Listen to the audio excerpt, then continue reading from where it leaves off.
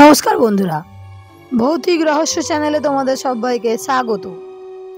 আজকে যে গল্পটা নিয়ে এসেছি, গল্পটির নাম অকুতোভয়তা, লেখক ঈশ্বরচন্দ্র বিদ্যাসাগর। তাহলে চলো গল্পটা শুরু করা যাক। ফরাসি দেশে দেশুলিয়র নামে এক সদ্যংসমসম্ভূতা কামিনী ছিলেন। তিনি কবিত্ব শক্তি দ্বারা স্বদেশে বিশিষ্ট রূপ খ্যাতি ও প্রতিপত্তি লাভ করেন এবং সর্বপ্রকার লোকের নিকট বিলক্ষণ আদরণীয় হয়েন। একদা তিনি লুসিবেলের কৌন্ট ও কৌন্টেসের সহিত সাক্ষাৎ করিবার নিমিত্ত তাহাদের বাসস্থানে গমন করিলেন। তথায় উপস্থিত হইলে কৌন্ট ও কৌন্টেস তাহার রাত্রিবাসের নিমিত্ত আপনি ইচ্ছা অনুসারে গৃহ মনোনীত করিয়া লন, কিন্তু একটি গৃহ নির্দিষ্ট করিয়া কহিলেন, কেবল এই গৃহে থাকিতে পাইবেন না। ইহাতে রাত্রিকালে ভূতের আবির্ভাব ও উপদ্রব হয়। কেবল আমরা উভয়ে এইরূপ ভাবি, এইরূপ নহে। এই বাড়িতে যত লোক আছে, দেখিয়া শুনিয়া সকলেরই এইরূপ সংস্কার জন্মিয়েছে। এই গৃহের মধ্যে রাত্রিতে প্রায় সর্বদাই বিরূপ শব্দ ও গোলযোগ শুনিতে পাওয়া যায়। এজন্য কেহ সাহস করিয়া রজনীতে এই গৃহে প্রবেশ করিতে পারে না। এই কথা শ্রবণ মাত্র অতিমাত্র কৌতূহলাক্রান্ত হইয়া দেশুলিয়র কহিলেন, অদ্য আমি এই গৃহেই রজনী যাপন করিব এবং কি কারণে এই রূপ বিরূপ শব্দ ও গোলযোগ হয় পরীক্ষা করিয়া দেখিব। কৌন্ট মহাশয় তাহার এই প্রতিজ্ঞা শুনিয়া চকিত হইয়া উঠিলেন এবং চমৎকৃত হইয়া কহিলেন, আমরা কোন ক্রমে আপনাকে এই ভয়ঙ্কর গৃহে রাত্রিবাস করিতে দিব না। প্রভুত্ব কৌতূহল বশত এক্ষণে আপনকার এইরূপ ইচ্ছা ও সাহস হইতেছে বটে, কিন্তু অকিঞ্চিৎকর কৌতূহল চরিতার্থ করিতে গিয়া পরিণামে আপনার অসুখ ও যন্ত্রণার সীমা থাকিবে না। অধিক কি আপনার প্রাণ সংশয় পর্যন্ত ঘটিতে পারে। অতএব আমি আপনার এই অসাম সাহসিক অধ্যবসায় কোনো মতে অনুমোদন করিতে পারি না। এইরূপ তিনি অনেক বুঝাইলেন ও অনেক ভয় দেখাইলেন, কিন্তু দেশুলিয়র কোনো ক্রমেই বিচলিত হইলেন না। কৌন্টেসও তাহাকে অশেষ প্রকারে বুঝাইলেন ও বিস্তর বাদানুবাদ করিলেন, কিন্তু কৃতকার্য হইতে পারিলেন না।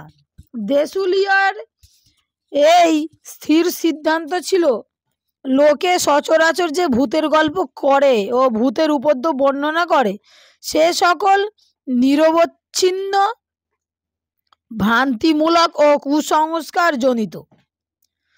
দুর্বল চিত্র লোকেরাই তা দৃশ্য কল্পিত বিষয়ে বিশ্বাস করিয়া থাকে। এই সংস্কার বশত কিছুতেই তাহার সাহস সংকুচিত বা ব্যতিক্রান্ত হইল না।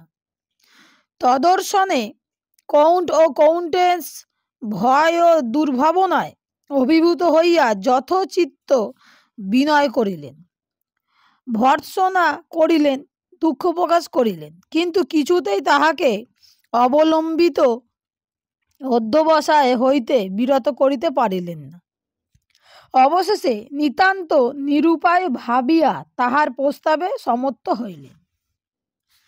অনন্তর দেশুলিয়র এক পরিচালিকা সমভিব্যবহারে শয়নাগারে প্রবেশ করিলেন এবং পরিচ্ছদ পরিহারপূর্বক পালঙ্কে আরোহণ করিয়া পরিচারিকাকে কহিলেন, পালঙ্কের শিখরের দিকে একটি বড় বাতি জ্বালিয়ে রাখো এবং দৃঢ়রূপে দ্বার রুদ্ধ করিয়া চলিয়া যাও। সে তদীয় আদেশানুরূপ কার্য সমাধা করিয়া প্রস্থান করিলে পর তিনি শয়ন করিয়া কিয়ৎক্ষণ পুস্তক পাঠ করিলেন এবং পাঠ করিতে করিতে নিদ্রাভিভূত হইলেন। কিঞ্চিৎকাল পরে বিকট শব্দ হইতে লাগিল। সেই শব্দে তাহার নিদ্রা ভঙ্গ হইল। অবিলম্বে দ্বার উদ্ঘাটিত ও পদসঞ্চারণ ধ্বনি আরম্ভ হইল। শ্রবণমাত্র দেশুলিয়ার স্থির করিলেন, বাড়ির সকলে যাহাকে ভূত ভাবিয়া ভয় পাইয়া থাকে সে এই।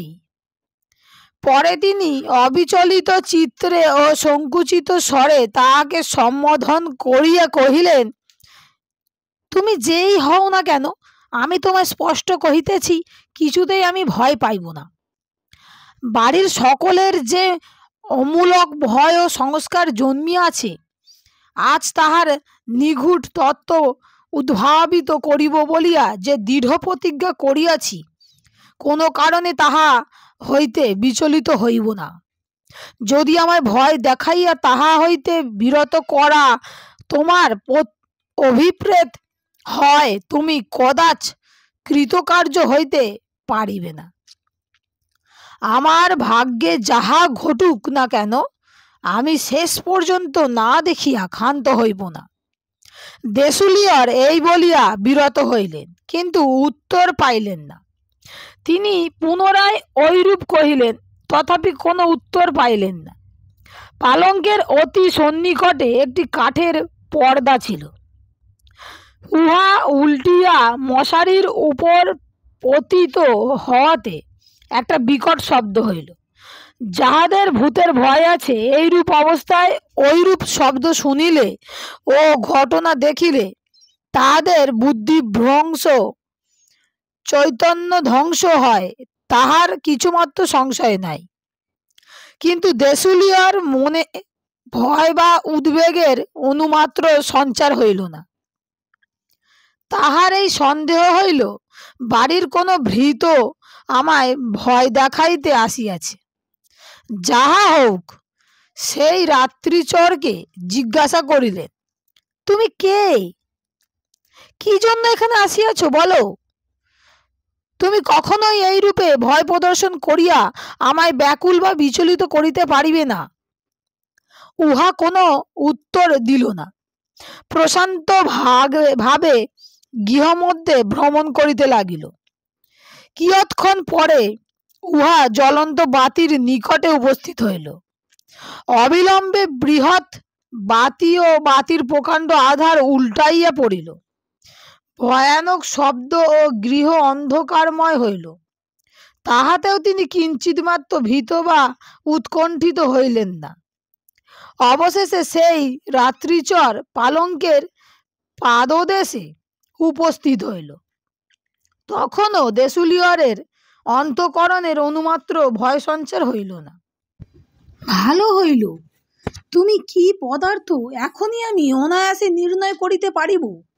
এই বলিয়া গাত্রোত্থান পূর্বক পালঙ্কের পাদদেশে হস্ত প্রসারণ করিয়া তাহার অন্বেষণ করিতে লাগিলেন। তাহার দুই কর মখমলের ন্যায় কোমল দুই কর্ণে সংলগ্ন হইল।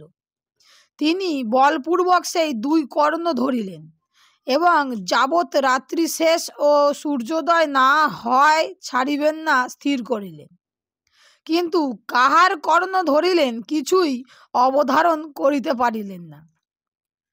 এইভাবে অবস্থিত হইয়া তিনি রজনীর অবশিষ্ট কাল অতিবাহিত করিলেন। রাত্রি প্রভাত হইলে এই অদ্ভুত ব্যাপারের স্বরূপ নির্ণয় হইল। ওই বাড়িতে এক বৃহৎ কুকুর ছিল। দেশুলিয়ার দেখিলেন ওই কুকুরের কর্ণ ধরিয়া আছেন। ভয়ঙ্কর ভৌতিক ব্যাপারের ওই রূপে পর্যবসান হওয়াতে তিনি উচ্চস্বরে হাস্য করিতে লাগিলেন। অনন্তর সেই কুকুরের কর্ণ পরিত্যাগ পূর্বক নিশ্চিন্ত হইয়া শয়ন করিয়া রহিলেন। এদিকে কৌন্ট ও কৌন্টেস শয়নাগারে প্রবেশ করিয়া যৎপরনাস্তি উদ্বেগ ও দুর্ভাবনায় রজনী যাপন করিলেন, একবারও নয়ন মুদিত করিতে পারিলেন না। তাহারা এই বিষয়ের যত আন্দোলন করিতে লাগিলেন, উত্তরোত্তর ততই ব্যাকুল হইতে লাগিলেন। অবশেষে তাহারা এই সিদ্ধান্ত করিলেন, আমরা প্রাতঃকালে উঠিয়া দেশুলিয়রের প্রাণত্যাগ হইয়াছে অবধারিত দেখিতে পাইব। রজনী অবসন্না হইবা মাত্র তাহারা শয়নাগার হইতে বহির্গত হইয়া বিষণ্ণ বদনে অবসন্ন গমনে ভূতাবিষ্ট গৃহের দ্বারদেশে উপস্থিত হইলেন। সাহস করিয়া সহসা সেই গৃহে প্রবেশ করিতে পারিলেন না। কিয়ৎক্ষণ পরে প্রবেশ করিয়াও কথা কহিতে তাহাদের সাহস হইল না। রাত্রিতে কি সর্বনাশ ঘটিয়াছে কিছুই স্থির করিতে না পারিয়া স্তব্ধ ও হতবুদ্ধি হইয়া উভয়ে দণ্ডায়মান রহিলেন। তাহাদিগকে সমাগত দেখিয়া দেশুলিয়র মশারির অভ্যন্তর হইতে বিনির্গমন পূর্বক প্রাতঃ কর্তব্য নমস্কার সম্ভাষণাদি করিয়া সহসা মুখে তাহাদের সম্মুখে দণ্ডায়মান হইলেন। তাহাকে জীবিত অক্ষত শরীর ও প্রফুল্ল হৃদয় দেখিয়া তাহাদের কলেবরে প্রাণ সঞ্চার হইল।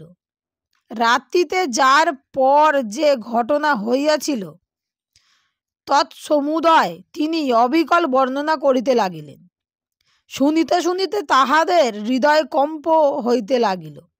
অবশেষে দেশুলিয়র কৌন্ট মহাশয়কে সম্বোধন করিয়া কহিলেন, এ বিষয়ে আপনার বিলক্ষণ ভ্রম জন্মিয়াছে এবং প্রশ্রয় দেওয়াতে সেই ভ্রম ক্রমে বদ্ধমূল্য হইয়া গিয়াছে।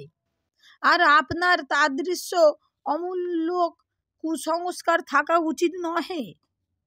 আপনারা যাহাকে ভূত বলিয়া স্থির করিয়া রাখিয়াছেন, ওই দেখুন সে শুইয়া রহিয়াছে। এই বলিয়া অঙ্গুলি নির্দেশ পূর্বক তিনি ওই কুকুর দেখাইয়া দিলেন এবং হাস্যমুখে রাত্রি বৃত্তান্তের শেষ ভাগের বর্ণনা করিলেন। সবিশেষ সমস্ত বৃত্তান্ত শ্রবণ করিয়া তাহারা স্ত্রী পুরুষে চমৎকৃত হইলেন। অনন্তর দেশুলিয়র পুনরায় কৌন্টকে সম্বোধন করিয়া কহিলেন, ভাবাদৃশ্য ব্যক্তির ঈদৃশ্য কুসংস্কারের বশীভূত হওয়া উচিত নহে। দেখুন এই অমূলক কুসংস্কারের দোষে আপনাদের অন্তঃকরণের কত শঙ্কা জন্মিয়াছিল। গত রাত্রিতে আমার কি বিপদ ঘটে, এই দুর্ভাবনায় আপনারা কত অসুখে কালযাপন করিয়াছেন বলিতে পারি না। লোকে যে সকল ব্যাপারে প্রকৃত কারণে নির্ণয় করিতে না পারে, উহাদিগকে অলৌকিক ঘটনা জ্ঞান করিয়া থাকে। তৎপরে তিনি দ্বারদেশে উপস্থিত হইলেন এবং প্রত্যহ চাবি দিয়া দ্বার রুদ্ধ করিয়া রাখে, অথচ কুকুরে কি রূপে দ্বার খুলিয়া গৃহে প্রবেশ করিবে এই সংশয়চ্ছেদন করিবার নিমিত্ত দ্বার পরীক্ষা করিতে লাগিলেন। অবিলম্বে দেখিতে পাইলেন উহার কল প্রভৃতি এত শিথিল হইয়া গিয়াছিল যে কিছু বলপূর্বক ধাক্কা মারিলেই কপাট খুলিয়া যায়। এইরূপে গৃহ প্রবেশ অনায়াসসাধ্য হওয়াতে কুকুর প্রত্যহ অধিক রাত্রিতে সেই গৃহে প্রবেশ করিত। কিয়ৎক্ষণ ইতস্তত ভ্রমণ করিয়া পালঙ্কে আরোহণ পূর্বক তদুপরি নিদ্রা যাইত এবং রাত্রি শেষে নিদ্রা ভঙ্গ হইলে গৃহ হইতে বহির্গত হইয়া স্বস্থানে গিয়া অবস্থিতি করিত। সে রাত্রিও পালঙ্কে আরোহণ করিবার অভিপ্রায়ে উহার পাদদেশে গমন করিয়াছিল। বোধহয় দেশুলিয়র বলপূর্বক কর্ণ ধরিয়া না রাখিলে তদুপরি আরোহণ করিত। যাহা হোক, কৌন্ট ও কৌন্টেস এই রূপে ভৌতিক বৃত্তান্তে সিদ্ধান্ত হওয়াতে অত্যন্ত সন্তুষ্ট হইলেন এবং দেশুলিয়রের সাহস, বুদ্ধিকৌশল ও অকুতভয়তা দর্শনে চমৎকৃত হইয়া মুক্ত কণ্ঠে তাহাকে শত শত সাধুবাদ প্রদান করিতে লাগিলেন। ফলত তিনি স্ত্রীলোক হইয়া সাহস ও অকুতভয়তার যেরূপ পরিচয় দিয়াছেন, পুরুষ জাতির মধ্যেও সচরাচর সেই রূপ দেখিতে পাওয়া যায় না। বন্ধুরা, গল্পটি এখানেই শেষ। গল্পটি তোমাদের কেমন লেগেছে অবশ্যই আমাকে কমেন্টে জানাবে। আর ভালো লেগে থাকলে বন্ধুদের সঙ্গে শেয়ার করে আমার চ্যানেলটি সাবস্ক্রাইব করে লাইক করে আমার পাশে থেকেও, যাতে আরও নতুন নতুন গল্প আমি তোমাদেরকে শোনাতে পারি। তাহলে বন্ধুরা, আজকের মতো বিদায়।